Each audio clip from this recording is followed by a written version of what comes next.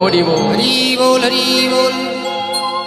থাকে না বাবা, ভগবানের দোয়া বদন পছন্দ করছে না, ওই বিউটি পার্লারে গিয়ে চুলগুলোকে ছোট ছোট করে কেটে ওই ভুরুটাকে সেভ করে বসে থাকে। হরি বল।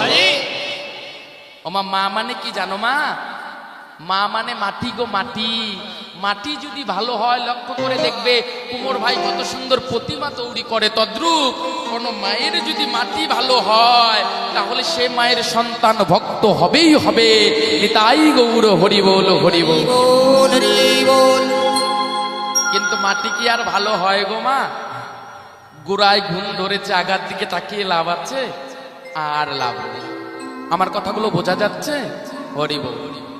ও বাবা, গোড়ার দিকে তাকিয়ে ঘুনে ধরেছে, আগার দিকে তাকিয়ে কোনো মূল্য আছে? কোনো মূল্য নাই। অহংকারী জীব হয়ে বসে থাকলে কোনো দিন গোবিন্দ সেবায় লাগবে না। সারা জীবন তোমাকে সংসারের জন্য করতে করতে আবার চলে যেতে হবে। হরি বল। যেতে হবে না বাবা?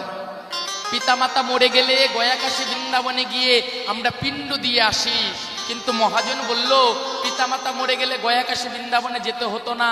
যদি কোনো একজন কৃষ্ণ ভক্ত পিতা হতে, কোনো একজন কৃষ্ণ ভক্ত মায়ের গর্ভ হতে একটা মাত্র কৃষ্ণ ভক্ত সন্তান জন্ম নিত, তাহলে পিতৃকুলের 14 পুরুষ আর মাতৃকুলের 7 পুরুষ উদ্ধার হতো। রাধে। কিন্তু বাবা আমরা কেউ পারছি না। হরি বল বাবা। এই সংসারে নতুন করে কৃষ্ণ ভক্ত সন্তান জন্ম নেয় আর নিচ্ছে না। হরি বল বাবা, আর নিচ্ছে না। কিন্তু জানো বাবা,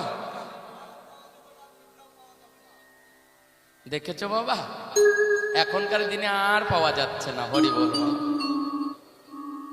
ভক্ত সন্তান জন্ম দিতে গেলে নিজেদেরকে ভক্ত হতে হবে। ভক্ত না হলে পরে তোমরা ভক্ত সন্তান জন্ম দিতে পারবে না, কোনদিন পারবে না বাবা। মাগো, তাই তোমাদেরকে ভক্ত হতে হবে আগে। এই সংসারে যদি নারী ভক্ত হয় তাহলে বাবাদের আস্তে আস্তে ভক্ত করা যাবে। রাধে।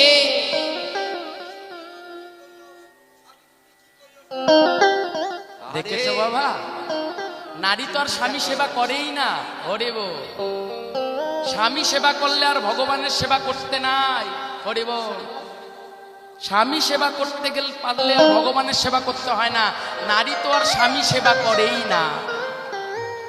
স্বামী তো করেই না, সেটা নয় বাদি দাও, সেটা নয় এহ জগতের স্বামী, ওই অন্তর জগতের স্বামী যে গোবিন্দ, তার সেবা কেউ করতে পারছে? হরি বল বাবা।